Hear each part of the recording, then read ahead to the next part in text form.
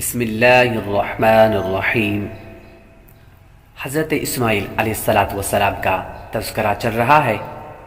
مزید آج ہم سیرت اسماعیل علیہ السلام کے اہم چند واقعات بیان کریں گے۔ اس باب میں حضرت اسماعیل علیہ السلام کی حیات مبارکہ میں پیش آنے والے چند اہم واقعات کا ذکر کریں گے۔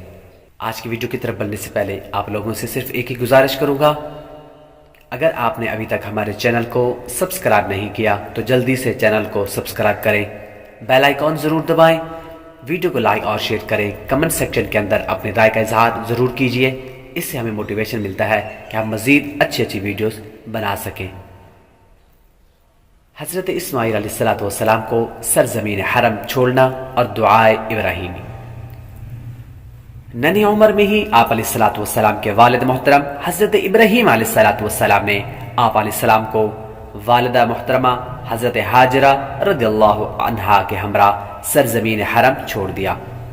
اس واقعہ کا پس منظر یہ ہے کہ حضرت ابراہیم علیہ السلام کی پہلی زوجہ حضرت سارہ رضی اللہ عنہا کے ہاں کوئی اولاد نہ تھی، اور جب حضرت حاجرہ رضی اللہ عنہا کے بطن پاک سے حضرت اسماعیل علیہ السلام کی ولادت ہوئی تو اس وجہ سے ان کے دل میں کچھ جذبات پیدا ہوئے۔ آپ رضی اللہ عنہا نے حضرت ابراہیم علیہ السلام سے کہا کہ آپ حاجرہ اور ان کے بیٹے کو میرے پاس سے جدا کر دیجئے۔ حکمت الہی نے یہ ایک سبب پیدا کیا تھا، چنانچہ وحی آئی کہ اے ابراہیم، حضرت حاجرہ رضی اللہ عنہا اور حضرت اسماعیل علیہ السلام کو سرزمین حرم چھوڑ آئے۔ چنانچہ حضرت ابراہیم علیہ السلام حضرت حاجرہ رضی اللہ عنہا اور ان کے بیٹے حضرت اسماعیل علیہ السلام کو لے کر آئے اور انہیں بیت اللہ کے پاس ایک گھنے درخت کے نیچے بٹھا دیا۔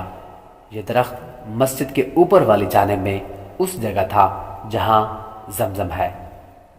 ان دنوں مکہ میں نہ کوئی رہتا تھا اور نہ ہی وہاں پانی تھا۔ حضرت ابراہیم علیہ السلام نے انہیں وہاں بٹھا کر ان کے پاس کھجوروں کی ایک تھیلی اور پانی کی مشک رکھ دی اور منہ پھیر کر وہاں سے روانہ ہوئے۔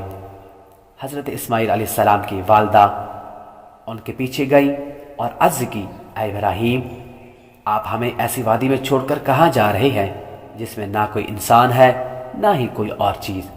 حضرت حاجرہ رضی اللہ عنہا نے یہ بات کئی بار دہرائی، لیکن حضرت ابراہیم علیہ السلام نے ان کی طرف توجہ نہ فرمائی۔ تب آپ رضی اللہ عنہا نے عرض کی، کیا اللہ تعالیٰ نے آپ کو اس کا حکم دیا ہے؟ ارشاد فرمایا، ہاں۔ عرض کی، تب تو اللہ پاک ہمیں ضائع نہ ہونے دے گا۔